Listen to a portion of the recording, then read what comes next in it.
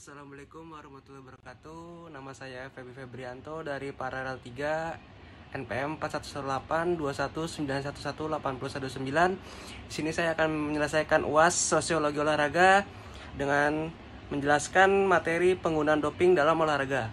Oke, langsung pengertian doping.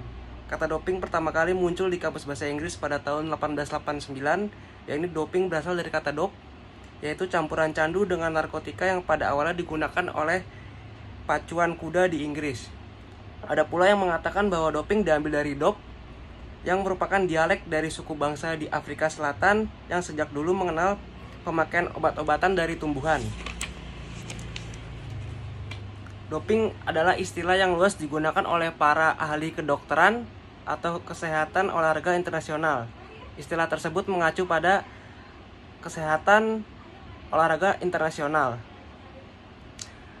Baik obat bebas maupun obat resep bisa dianggap sebagai unsur doping, meskipun telah dinyatakan bahwa istilah doping hanya diterapkan pada penggunaan obat resep untuk tujuan selain dibenarkan secara pengobatan. Menurut Undang-Undang Nomor 3 Tahun 2005 tentang Sistem Keolahragaan Nasional, Bab 1 Ketentuan Umum Pasal 1 Ayat 22, doping adalah penggunaan zat atau metode terlarang untuk meningkatkan prestasi olahraga. Oke, selanjutnya macam-macam doping. Kelompok zat yang dilarang. Pertama ada golongan stimulan. Golongan stimulan adalah jenis zat yang merangsang fungsi tubuh dan meningkatkan kegairahan kerja. Jenis ini membuat pemakaian menjadi aktif, segar, dan bersemangat. Golongan stimulan terdiri atas amfepramon, amfetaminil, amineptin, ampipenazo. Zat yang paling sering digunakan adalah amfetamin. Amfetamin adalah obat perangsang sintesis sistem saraf pusat yang mirip pengaruhnya dengan hormon alami epinefrin. Amfetamin berbagai turunnya diketahui meningkatkan kewaspadaan dan mengganti rasa kantuk yang disebabkan kurang tidur. Amfetamin juga cenderung meningkatkan tempo jantung, tekanan darah, dan tempo metabolisme pada orang-orang dalam keadaan biasa. Pengaruh amfetamin pada daya tahan olahraga dan penampilan olahraga tidak begitu jelas karena hasil-hasil penelitian yang ada memberikan laporan saling bertentangan. Selanjutnya golongan narkotik analgesik. Obat saraf dan otot golongan analgesik atau obat yang dapat menghilangkan rasa sakit, sedangkan obat antipiretik adalah obat yang dapat menurunkan suhu tubuh. Jenis ini sering dipakai oleh atlet wanita dengan tujuan sebagai penghilang rasa sakit ketika haid. Contohnya, ada golongan ini terdiri dari alpardin, morfin, anilerdin, nalbuphine, buprenorfin, dan sebagainya.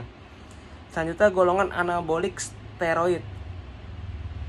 Salah satu jenis doping yang paling sering digunakan atlet adalah obat-obat anabolik, termasuk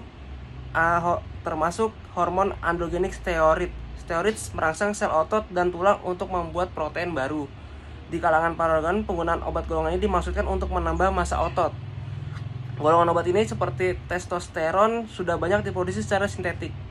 Steroid anabolik digunakan oleh olahragawan dalam olahraga yang menuntut tingkat kekuatan dan berat badan yang besar. Misalnya olahragawan angkat berat, pelempar martil dalam atletik, hakim garis sepak bola, penjaga gawang rugby, dan lain sebagainya. Selanjutnya golongan penghalang beta atau beta blocker. Zat doping ini biasanya digunakan oleh pemanah dan penembak dengan tujuan meningkatkan konsentrasi, ketenangan, dan mengurangi rasa tangan gemetar. Obat ini digunakan dokter untuk mengobati penyakit jantung, yaitu mengurangi jantung berdebar yang menurunkan tekanan darah akibat tekanan darah tinggi. Golongan obat ini adalah acebutol, aprenolol, oxprenolol, atenolol, dan lain sebagainya. Golongan diuretika. Diuretik bermanfaat dalam pengobatan berbagai penyakit yang berhubungan dengan retensi abnormal garam dan air dan kompartmen ekstraseluler tubuh. Biasanya dirujuk sebagai edema. Diuretik adalah suatu zat yang meningkatkan laju ekstraksi urin dan ginjal, terutama melalui penurunan reabsorpsi tubular ion dan airnya dalam tubas ginjal secara otomatis. Obat ini biasanya digunakan oleh atlet kelebihan berat badan dengan cara mengeluarkan cairan tubuh sebanyak-banyaknya. Contoh zatnya ada acetazolamid, konrenone, furosemid, amilorid, dan sebagainya. Selanjutnya golongan peptida hormon.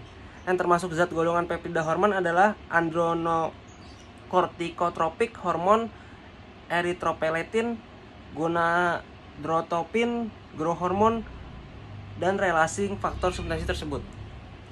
Selanjutnya ada metode yang dilarang, yaitu suntikan eritropoietin dan menyuntikkan darah atau sering disebut doping darah. Cara ini akan meningkatkan jumlah sel darah merah di dalam tubuh. Fungsi sel darah merah melalui hemoglobin dan mengangkat oksigen. Cara ini biasanya untuk atlet yang memerlukan daya tahan lama. Misalnya untuk atlet lari jauh, maraton, ski, berenang 800 meter, dan balap sepeda jarak jauh. Selanjutnya manipulasi farmakologi, kimia, dan fisik, yaitu penggunaan bahan atau metode yang mencoba mengubah kejujuran dan validitas sampel dalam pengawasan doping, termasuk dalamnya tanpa pembatasan, pemberian diuretika, menghambat ekskresi ginjal, dan pengukuran testosteron dan epitestosteron. Oke, selanjutnya ada kelompok zat yang dilarang dalam batasan tertentu tapi diperbolehkan.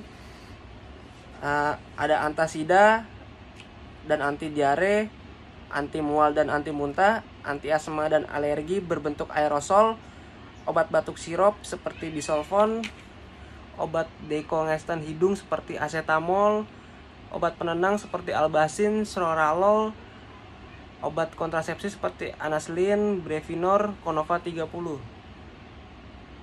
Berikut ada bahan-bahan zat penggunaannya dengan ketentuan khusus, yaitu ada cannabinoids, anesti lokal, kortikosteroid. Oke, selanjutnya ada juga ada bahan-bahan terlarang dalam cabang olahraga, yaitu ada alkohol, beta blocker, dan diuretik. Selain ketiga di atas, makanan dan minuman yang sering dianggap dapat meningkatkan kinerja fisik antara lain ada alkohol, kafein, gula, ginseng, protein, multivitamin, madu, dan telur mentah. Oke, selanjutnya klasifikasi doping. Adapun klasifikasi analit atau doping antara lain sebagai berikut: senyawa yang mengandung nitrogen yang diekskresikan dalam bentuk bebas dalam urin, senyawa mengandung nitrogen yang diekskresikan sebagai konjugat dan hanya terdeteksi oleh GC setelah diredifikasi, stimulan dengan struktur khusus, steroida anabolik, ini fraksi bebas ataupun terkonjugasi metabolit, senyawa yang diekskresi sebagai asam atau konjugannya senyawa hormon peptida tertentu. Oke. Sekarang efek penggunaan doping.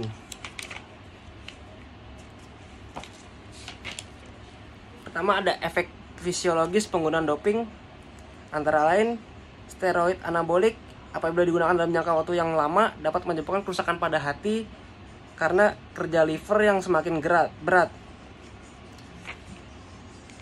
Yang kedua, human growth hormone. Efek dari HGH adalah kelebihan kadar glukosa, akumulasi cairan, sakit jantung, masalah sendi, dan jaringan pengikat, kadar lemak tinggi, lemahnya otot, dan cacat. Selanjutnya eritropoietin EPO. Efeknya adalah tekanan darah menjadi tinggi, menyumbatnya pembuluh arteri dan vena, pembekakan otak, jantung berdebar, sakit dan luka pada otot, dan juga mual. Selanjutnya analgesik, sebagai penghilang rasa sakit ketika haid, tetapi jika salah memiliki obat dapat mengakibatkan sulit bernapas, mual, dan mengakibatkan candu. Selanjutnya beta blocker, digunakan untuk membendung penyampaian rangsangan ke jantung, paru-paru, dan aliran darah, memperlambat rata-rata detak jantung. Efeknya kelelahan, gula darah rendah, dan gagal jantung. Selanjutnya diuretika, akibatnya timbul kejang otot, mual, dan sakit kepala, dan pingsan. Selanjutnya kafein. Kafein merupakan diuretik dan sebagai bahan diuretik dapat mengakibatkan kerap kali buang air kecil dan dehidrasi, menyebabkan penyakit MAH, mengurangi kesuburan, osteoporosis, gangguan pada payudara bagi wanita. Glukosa. Dalam keadaan tidak berolahraga, pemberian glukosa menyebabkan insulin terlepas dari pankreas menuju ke aliran darah. Akibatnya, selama berolahraga, tanggapan insulin pencernaan glukosa menjadi tumpul. Selanjutnya, doping darah. Efek sampingnya itu menimbulkan reaksi alergi, meningkatkan sirkulasi darah, dan gangguan ginjal. Selanjutnya, eritropoietin dan menyuntik darah. Efek bahaya suntikan eritropoietin darah menjadi lebih pekat sehingga mudah menggumpal dan kemungkinan terjadinya stroke atau pecah pembuluh darah di otak. Selanjutnya, obat penenang. Efek singkat dari obat penenang adalah merasa kantuk, lemas, dan sedatif sehingga mengurangi kekuatan kontraksi otot dan koordinasi otot dan saraf. Selanjutnya ada efek psikologis penggunaan doping. Yang pertama, penggunaannya secara terus-menerus dapat menyebabkan ketergantungan atau kecanduan, depresi, terus sulit mengendalikan emosi, analgesik membuat kehilangan konsentrasi, beta blocker mengakibatkan mimpi buruk, susah tidur. Oke, mungkin itu saja tentang olahraga dan doping. Kurang lebihnya mohon maaf. Wassalamualaikum warahmatullahi wabarakatuh.